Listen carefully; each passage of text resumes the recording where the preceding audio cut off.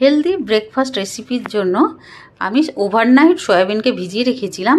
এবার একটা গ্রাইন্ডিং জারে 1 বাটি সুজি, 1 বাটি দই আর হাফ বাটি জল দিয়ে ওটার পেস্ট বানিয়ে নিয়েছি। আর গ্রাইন্ডিং জারে যে ওভারনাইট সোকড করে রেখেছিলাম সয়াবিন, ওটাকেও আমি একটু জল দিয়ে পেস্ট বানিয়ে একটা পাত্রে রেখে মিক্স করে নিয়েছি। এবার এক এক করে দেব আদা বাটা, ধনেপাতা কুচি, গাজর কুচি, পেঁয়াজ, ক্যাপসিকাম আর গ্রিন চিলি আমি মিক্স করে দিয়েছি। এবার দেবো স্বাদ মতন নুন আর চাট মশলা আর 1 চামচের 4 ভাগের 1 ভাগ মিঠা সোডা দিয়ে ওটা মিক্স করে নেব।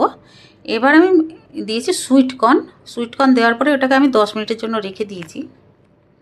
এবার আমি দিয়ে দেব একটা তড়কা প্যানে 1 চামচ সর্ষের তেলের মধ্যে সর্ষে আর কারি পাতা দিয়ে ওটা তড়কা লেগে ওটা মিক্স করে দিয়েছি। আর আমি এবার দিয়েছিলাম 1 চামচ নারকোল বাটা। এবার গ্যাসে একটা ধোসা প্যান আমি গরম করতে বসিয়ে দিয়েছি। অল্প তেল স্প্রে করে ওর উপর দিয়ে সাদা তিল ছড়িয়ে দিয়েছিলাম। এবার ব্যাটারটা দিয়ে তার উপর দিয়ে সাদা তিল ছড়িয়ে দিয়েছি। এটা ঢাকনা লাগিয়ে রেখেছিলাম 5 মিনিটের জন্য। 5 মিনিট পরে ঢাকনাটা খুলে ওটাকে উল্টে পাল্টে আমাদের ফ্রাই করে নিতে হবে।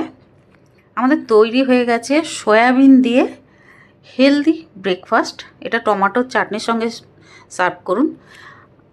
বন্ধুরা, সয়াবিনটাকে 5 ঘন্টার জন্য ভিজিয়ে রাখলেও তারপরেও কিন্তু ওটাকে পেস্ট বানানো যায় গ্রাইন্ডিং জারে দিয়ে। ভিডিওটা ভালো লাগলে প্লিজ লাইক ও সাবস্ক্রাইব করে দেবেন। Thank you.